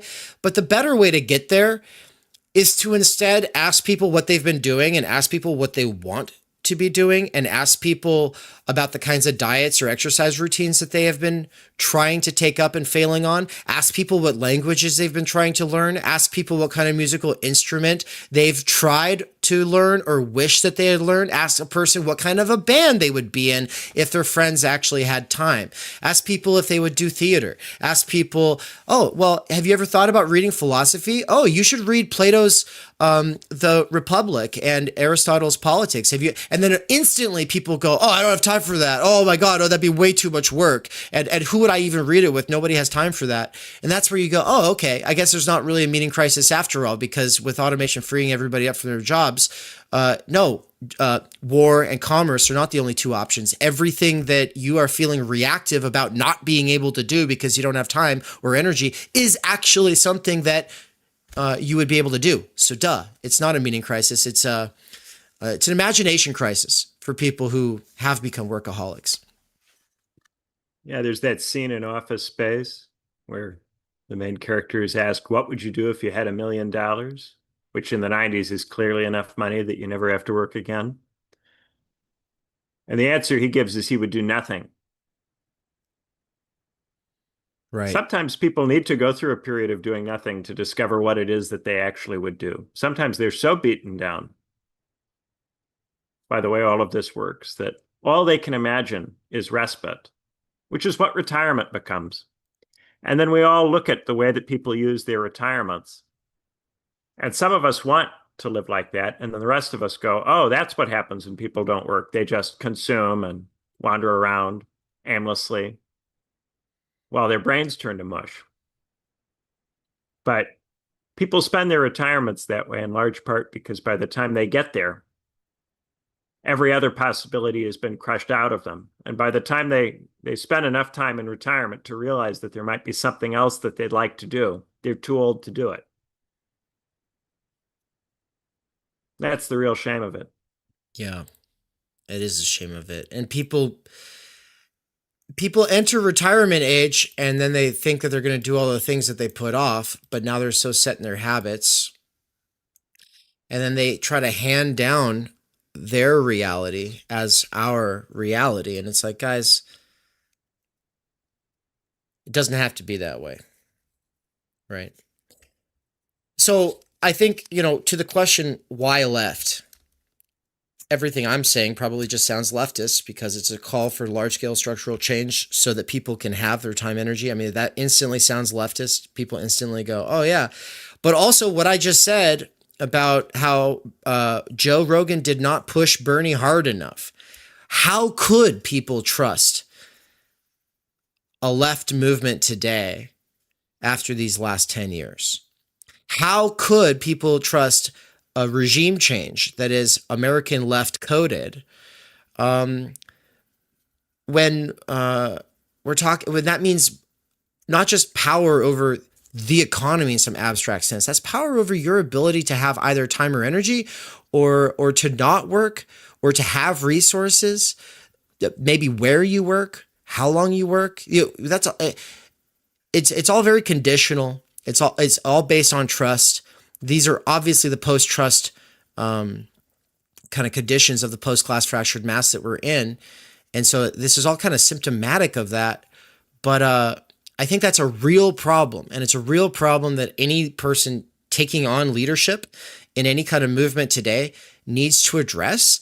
And for people who want to, think about ways forward, real ways forward, I'm not saying I have the solution to trust in the 21st century, but somehow that movement would have to make sure that people who aren't traditionally left coded, who might be pro-life, who might say that, there are only two genders, you know what I mean? Like that, those kinds of people aren't going to be threatened to have their UBI or their job pulled out from under them. Like that's what we're talking about.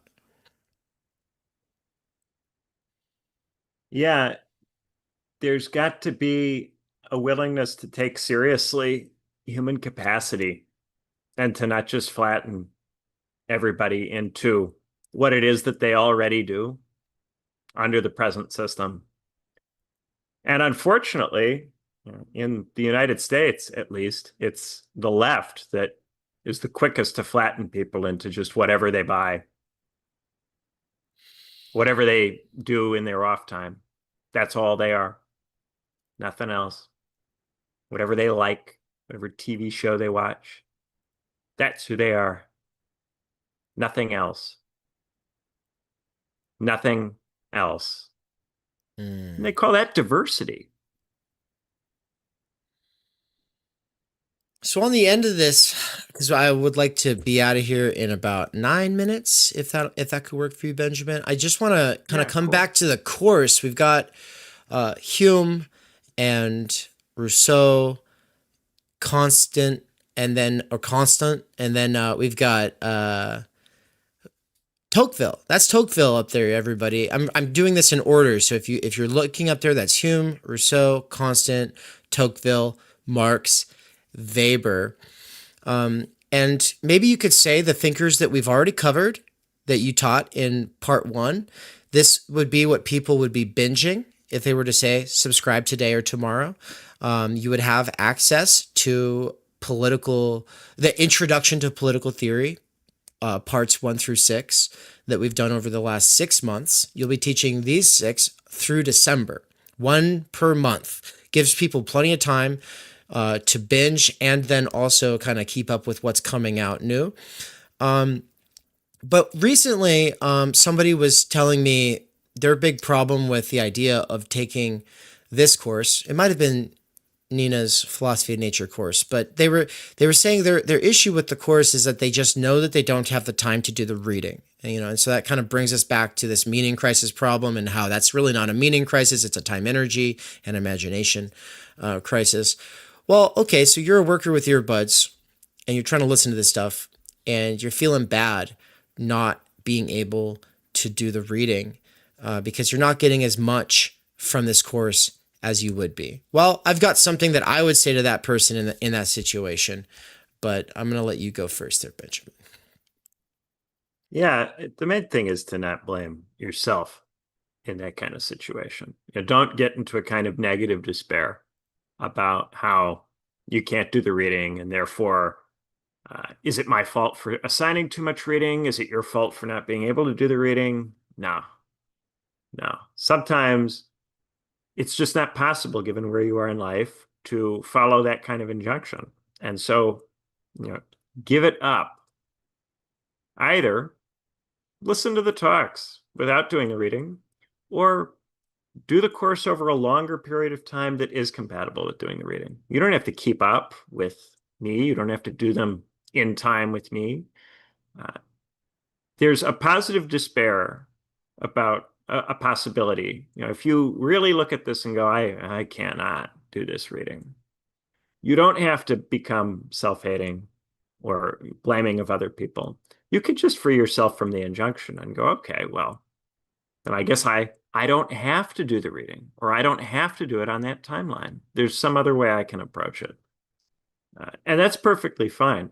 I don't fault anybody for reading at their own pace or just coming along, listening to stuff and not doing the reading if they don't have time. Ultimately, to live in a world where everybody can do everything I'd like them to do, we'd have to live in a different world. But that doesn't mean I want people excluded or I want people to feel like they can't enter into it as far as they're able to go. And there are lots of people in your situation living the life that you're living who are similarly constrained. So the people in your situation who are similarly constrained, none of them will ever read this stuff all the way through in the kind of timeline that that I threw out there. So none of them will get that experience. And isn't that a shame? But having some exposure to it would give you the most amount of exposure that's compatible with the other features of your life. Which would Well be more said. than anyone else who has the other features of your life would have. So it would give you an advantage relative to the people who have the other features of your life. And you would be able to bring those other features of your life into the discussion, which would otherwise never come into the discussion in relation to that text. So I think there's something to be gained from it, even if you can't do as much as you might think that I want you to do. Really, I want you to do the most you can. And I throw out the ambitious standard so you know what the ambitious standard is, not to force you to meet it in circumstances that are incompatible with meeting it. If you imagine that your mind is a pot of stew on the back of a stove. Now, normally you have like a whole range and you've got a bunch of different pots going on, right? But let's just go with, one for the moment. It's like, okay, well, you can enrich your mind by adding certain ingredients, by having it at different temperatures. But what if you don't have all the ingredients you want? What if you don't have the amount of heat that you want? Well, you do what you can. Eat something, though. You do You what don't you like can. not eat anything. You still have to eat something. Yeah. It might not be as good as it should be, but you have to eat something. Otherwise, you starve to death intellectually. Yeah. In this case.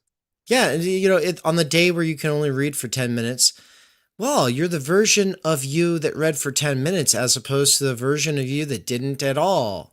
And that version of you is the best version of you that exists in this world compared to what would have been a lot easier had you just, gone and done what you normally do if you don't normally, right? Another way of putting it is don't make the perfect the enemy of the good. Exactly. Yeah. And so on this note, there's a couple of great comments here I'm about to read off that'll say something about this, but I want to drive home one of the big points as well. I'm teaching a course called The Fundamental Problems and Core Concepts at TU, right? And these fundamental problems and core concepts are the ones that have been major themes throughout all of the courses that I've organized at TU. And I started with the three crises, right? The crisis of the academy, the crisis of the attention economy, the crisis of activism, because it is those three are the crises that lay the ground and motive for what becomes TU as a space for research, as a space for a sort of moratorium on those three fields, for really thinking about what's going on here, trying to get ourselves situated.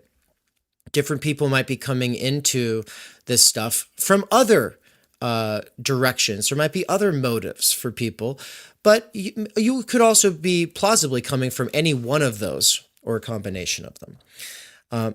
But sort of in line with this idea of there being certain fundamental problems and core concepts, retroversion and the fire hose approach and slipstreaming is all another lecture that I've done. I've done it in a few different contexts. It was something that I made a really big part of my critical social theory course, the last course that I taught at the State University before leaving. Well, I'll just say something really quick about that and then read these comments, like I said. Basically, people completely mistake slipstreaming in a lot of cases. If they hear me say it really quickly, they'll later use it in the wrong way. And I saw this repeatedly with students. And I know I've got a lot of multitaskers listening. That's why I'm prefacing this with people get it wrong. People will say, oh, slipstreaming, that's when you're just benefiting off of someone else's hard efforts like a freeloader. And that's not what I'm getting at. Because I'll use the example of race cars slipstreaming each other, or I'll use the example of geese when they fly in a V formation. Well, no, the one that puts in more work at the front of the V eventually takes a turn. It takes a break. It goes to the back of the V. And if that was not necessary, I would just teach all the time and I would never bring around collaborators. But it's actually like, no, I benefit from taking a break and actually getting to benefit from other people putting in work as well.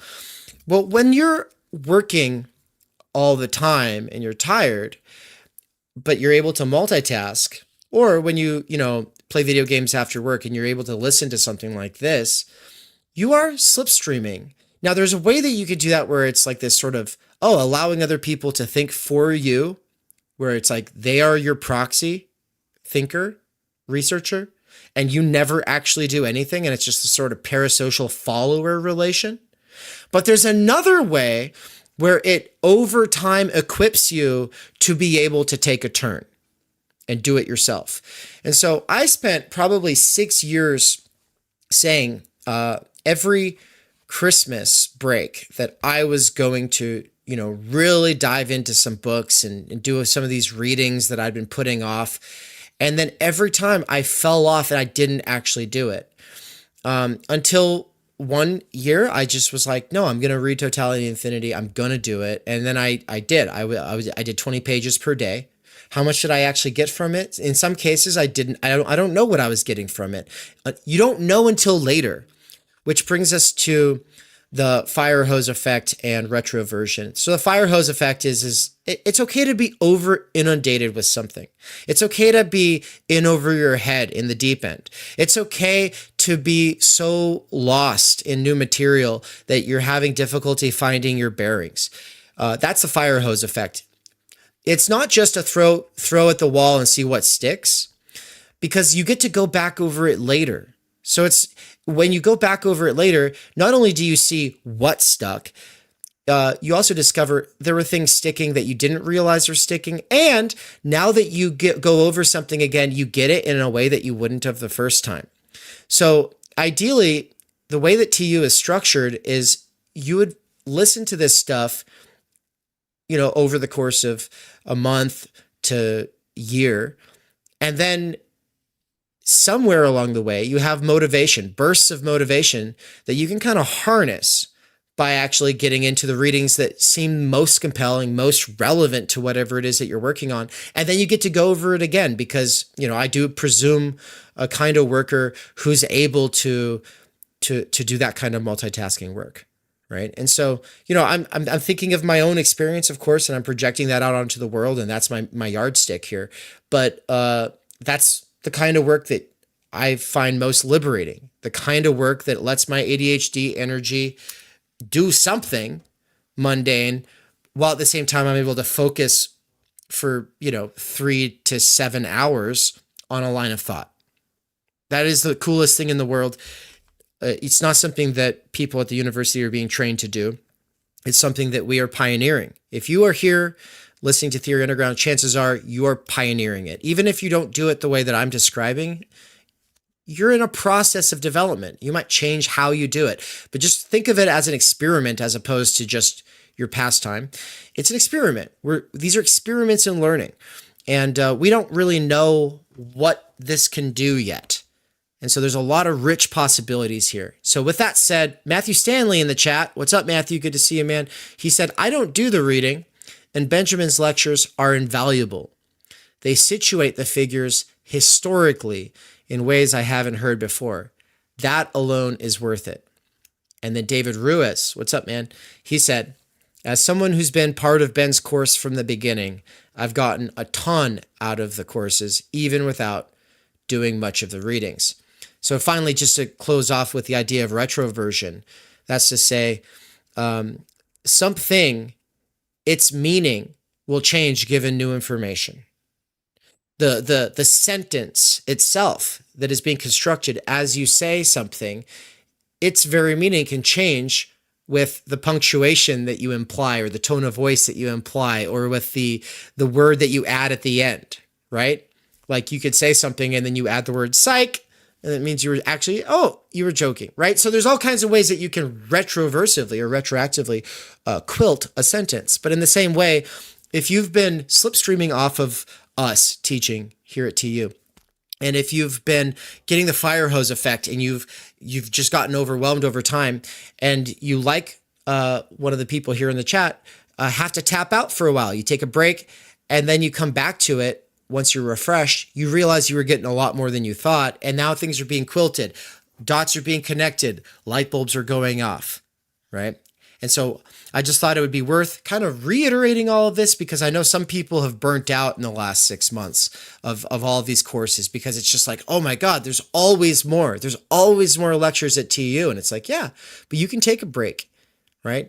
All of this is priced so that it can be a way of life. It's priced so that you could actually, you could do the lectures when you're up to it, and then you can take a break for a while and then binge it. And it should be able to work for people who don't have time energy. That's the whole idea.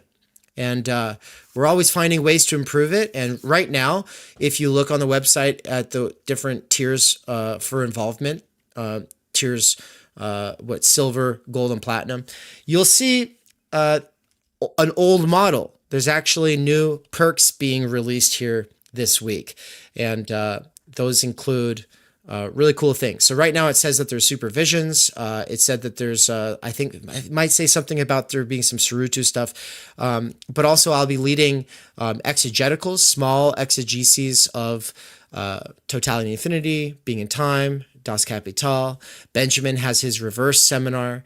And we also have some ideas for some more like office hour things and some ways of, like the reverse seminar, of working with you on your projects, of being able to not necessarily just do discussions off of whatever lectures we're doing at the moment, but also being able to go deeper into whatever kind of questions that you have. And so if you like that kind of bespoke treatment, that's what the higher tiers are for. Great, Dave. Well put. Cool. All right, everybody. Benjamin, thank you. Hey, everybody. I hope you all have a great 4th of July. For the people in the United States, it is a really good time to hang out. And it's going to be one for the books where I'm at. So, you know. Yeah. Have a great 4th of July, guys. Go throw some tea and water. That's what it's all about. All right. Take care.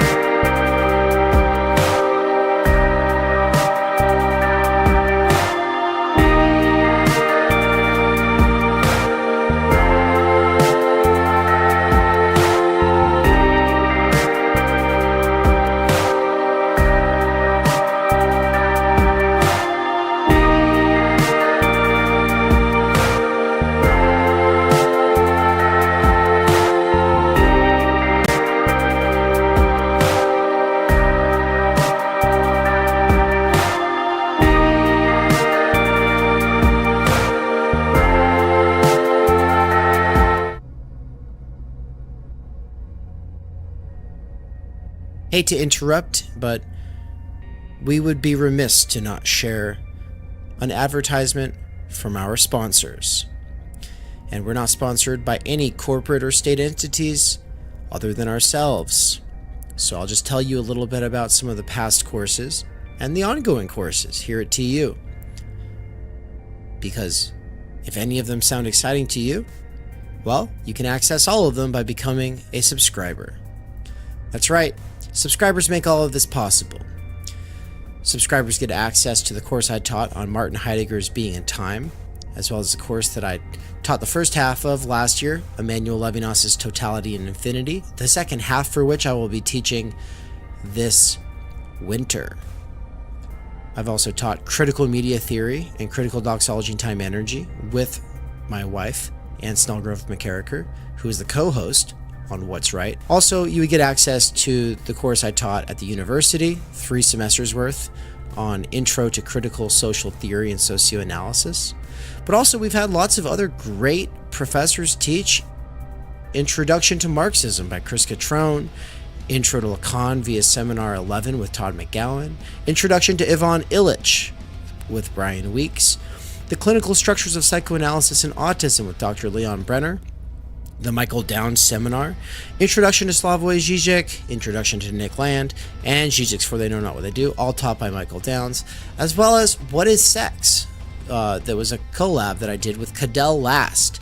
Theory 101, a collab I did with Hello Gorgias. And then also, of course, there's Carl Jaspers' The Idea of the University, PMC Consciousness and Ideology. These were early, very important courses that I taught with friends at TU back in 2023. And they remain important to this day. Every one of these courses comes out of an overarching research project. There's a real driving force, mission, and agenda to the research going on at TU, because we want to understand the situation for the sake of large-scale structural change focused on the good life. What does that actually mean? If you really want to go deep, obviously, these courses are something you could spend the better part of a year binging while at work.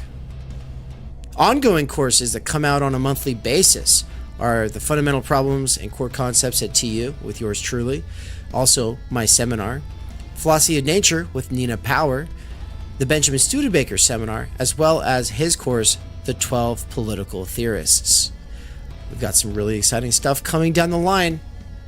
The only way to make this all possible and really deepen your knowledge and familiarity with all of these different things is to become a subscriber today at http://theoryunderground.com/subscribe. Thank you.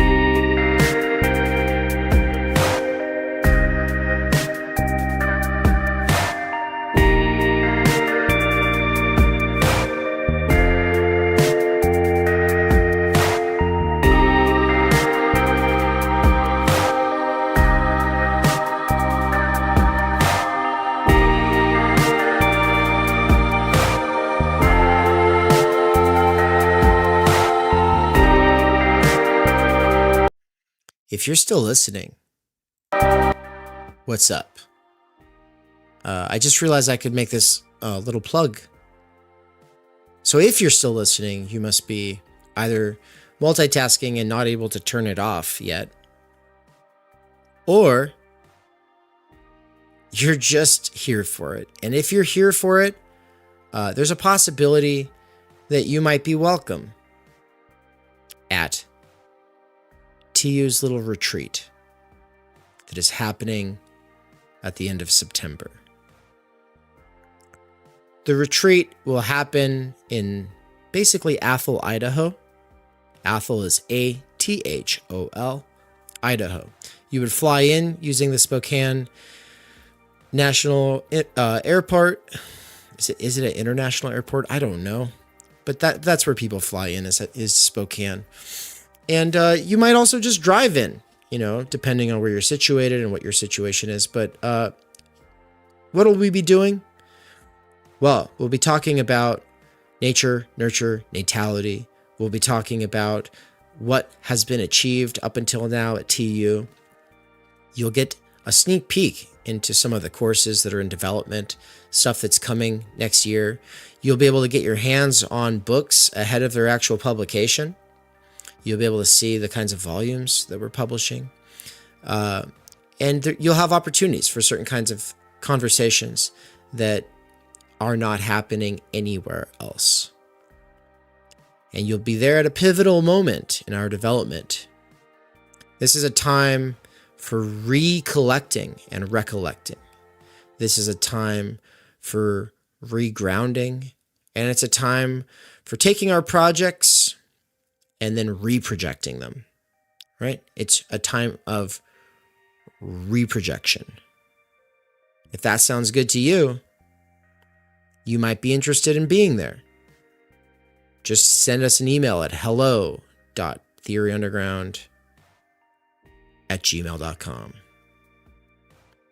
Introduce yourself and let us know why you'd like to be there, a little bit about yourself.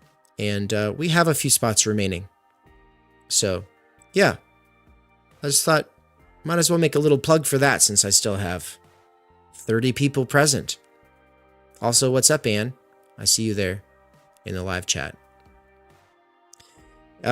Sid asked in the chat, can people even share links here on here?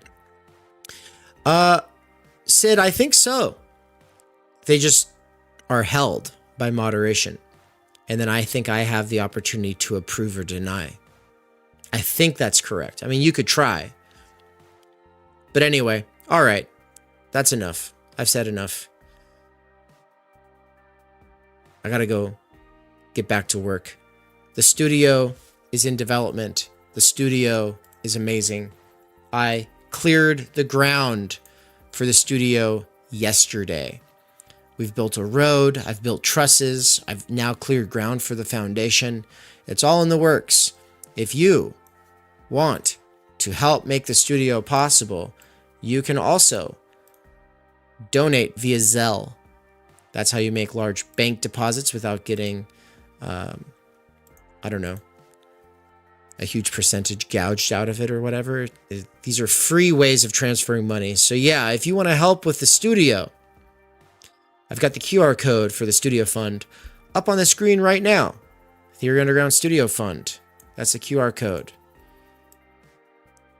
It's coming along fast, but you know what? It's like a fast forward button for projects in the 21st century.